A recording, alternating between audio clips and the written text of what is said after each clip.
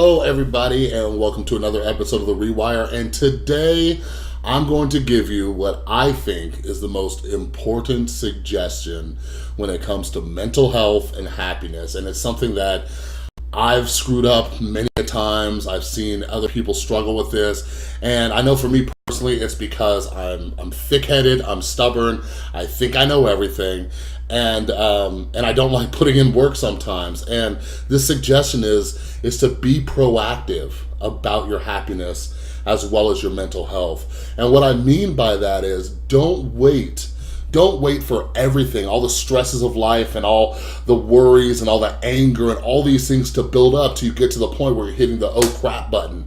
And you know exactly what I mean, where a lot of us just go through this automation of life just to the day to day. We're not doing anything about our mental health or our happiness. And then when stuff goes wrong, now we're ready to make a change, right? I need to find me a therapist. I need some kind of medication. I need to find a book. I need to talk to somebody. We freak out. And what's actually happening biologically in your brain is when the amygdala, that part of your brain we've talked about, is triggered, it's shutting down your problem-solving abilities. So we make rash decisions, we're going crazy, and we're not thinking properly.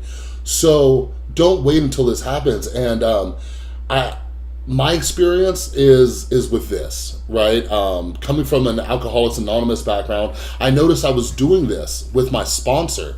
I would wait until things got terrible to call him, and I would sit in my misery for a week, 2 weeks, and then I would finally call him just at the edge, right?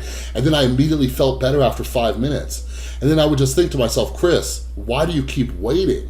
But then I would do it again, and eventually it just kind of stuck in my head, like, Chris, just put the work in earlier and you won't have to wait until you get to this point. But one of my favorite quotes, just kind of sum it up, is we tell ourselves, and we know this to be true most of the time, is when the pain of staying the same becomes too great, then we become willing to make the change. But we don't have to do that. So my suggestion to each and every one of you is to be proactive about this stuff. Do this mindfulness stuff, do this meditation. You know, if you're seeing a therapist, you know, don't wait to see a therapist until, you know, everything's just going wrong. Because what happens for so many of us, we get in these freak out moments, and then the next day everything kind of calms down, and all those changes we were gonna make in our life, we're like, okay, well, things are fine now, so I don't really need to do that. Like, the most important thing I needed to learn was that tomorrow isn't promised. Just because my day is going great today doesn't mean it's gonna be great tomorrow. So what can I do today to prepare myself for if something happens tomorrow? And that's why I'm very proactive with my own mental health. I practice these things regularly. And, you know, I don't just see this with my clients at the drug and alcohol rehab that I work at, but I see it with a lot of my friends and just people, everyday people. You know, they come to me for help when things are going bad, but when things start to calm down, then they stop doing the work.